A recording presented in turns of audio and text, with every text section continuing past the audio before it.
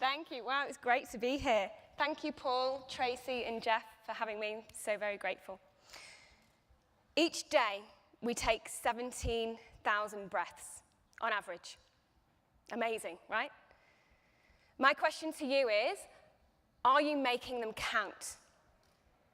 And if you were told that you only had 17,000 breaths left, would you have said everything that you need to say? Nelson Mandela said, "A life worth living, there is no passion to be found in playing small, than living a life that is less than the one you are capable of living." I turn to that quote often, and if I find myself playing small or hiding in some way, I'll just check in, and I'll ask myself, what's really going on here? What am I actually afraid of? And I'll usually find the answer. My name's Laura Huxley, and I am founder of Speaker's Little Secret, a speaker training service where I train entrepreneurs and business people to really find their message, to share their story, and to share their brand message as well. And I'm really, really passionate about each person having a voice, about people being able to communicate with love, with excitement, with joy, and without fear. Why am I so passionate about that? Well, I'll tell you a little bit about my story. I was born at 26 weeks, and I weighed 1 pound 11 ounces, just less than a kilo. And I had to fight for every single breath. I also had a hole in my heart. And I had to have assisted breathing until I could learn to breathe by myself. Luckily, I did. I'm here. I'm a fighter, and I did grow and had no real issues from that. But as a result of being a premature baby, I was very small and petite growing up. So the people around me always felt like they needed to protect me in some way, look after me, which was nice. But it meant that I didn't really have a voice. I didn't speak up. I didn't voice my opinion. I just kind of went along with things. I went to a very strict Church of England primary school as well, so I was scared. I was scared of speaking up, scared of looking stupid, scared of saying the wrong thing. Many, many reasons why we often don't speak up. Have you ever had that experience where you've wanted to speak up, you've wanted to say something, but the words just won't come out? Well, we're going to change that today. I'm going to share some things with you. How to speak so people listen. How to trust the power of your voice, and why creating a movement, something bigger than you, just like Tracy and Paul and Jeff have done, is the key to standing in integrity. So, how do we speak so people listen?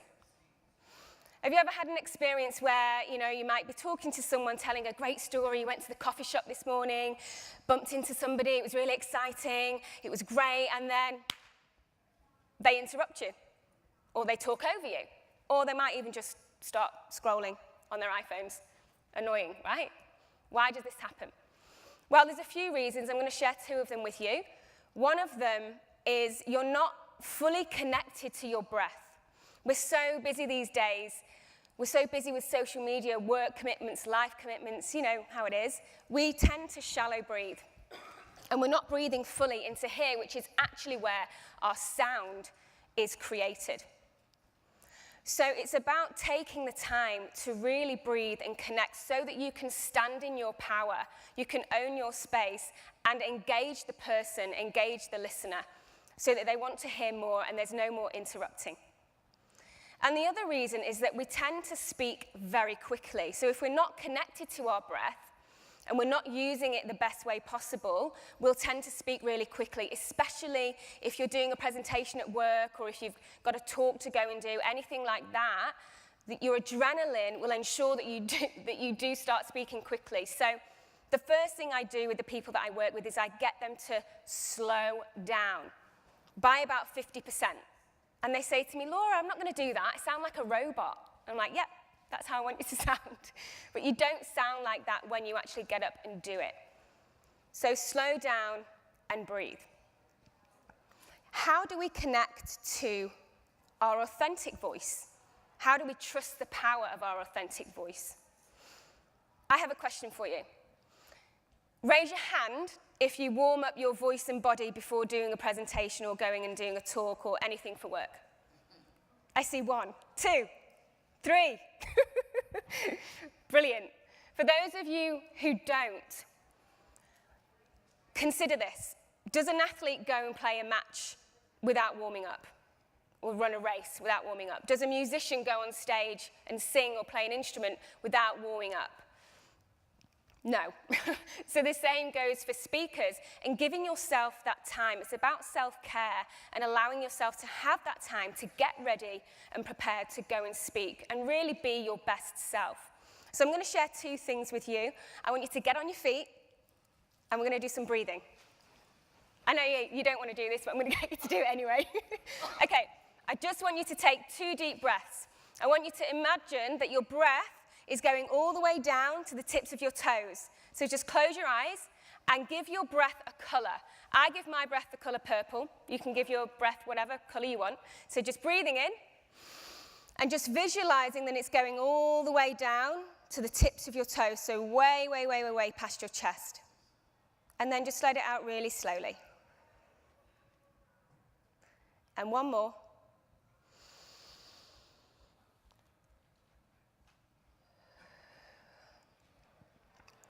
Awesome. Now stay standing. Now it's scientifically proven that by slowing down our breath, we actually do calm down our nervous system. So I was just doing some deep breaths before coming out here to just calm down and be prepared and make sure you're in a great place for talking. Now this next exercise I'm going to give you is better than coffee. Honestly, it is. So I want you to breathe in, and on the out breath, we're just going to let out a sigh like, ah. But at the same time, I want you to rub your cheeks, okay? Stay with me. So breathing in, and ah.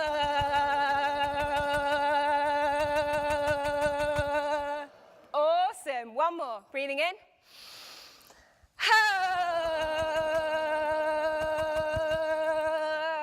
Fabulous. You all look gorgeous. Awesome. Take a seat. Thank you.